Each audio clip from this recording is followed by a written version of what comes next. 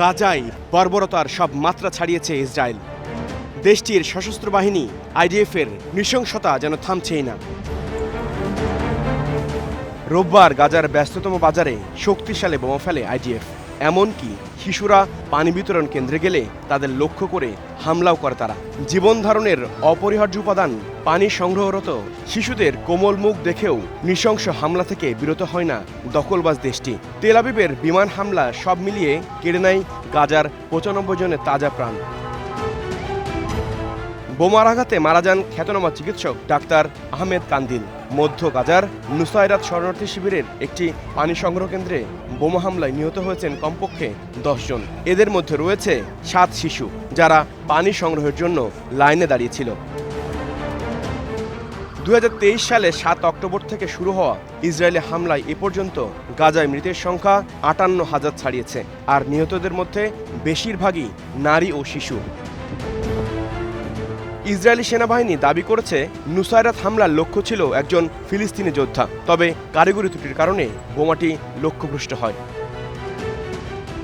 আন্তর্জাতিক আইন বিশেষজ্ঞ জেসিকা ডরসি বলেন, এত উচ্চ প্রযুক্তি সম্পন্ন সামরিক বাহিনীর পক্ষে বারবার এ ধরনের ভুল গ্রহণযোগ্য নয়। এটা নিছক দুর্ঘটনা নয়, বরং এর পেছনে রয়েছে একটি পরিকল্পিত কৌশল।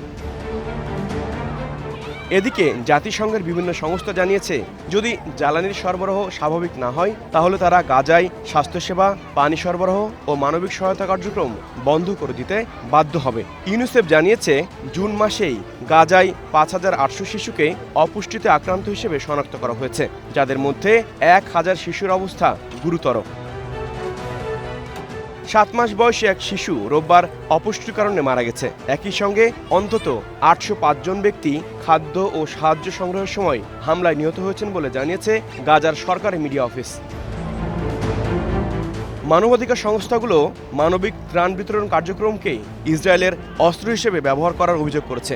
এদিকে ইসরায়েলি বাহিনী ও যুক্তরাষ্ট্র সমর্থিত সাহায্য কেন্দ্রগুলোকে গাজাবাসীর জন্য মৃত্যুর ফাঁদ হিসেবে ব্যাখ্যা করেছেন গাজার তথ্যমন্ত্রী। এদিকে দোহায় যুদ্ধবিরতির আলোচনায় অগ্রগতি না হওয়ায় হতাশা প্রকাশ করেছেন যুক্তরাষ্ট্র প্রেসিডেন্ট ডোনাল্ড ট্রাম্প। তার মধ্যপ্রাচ্য বিষয়ক দূত জানিয়েছেন, তারা আলোচনা এগিয়ে নিতে কাতারের মধ্যস্থতাকারীদের সঙ্গে কাজ করছেন।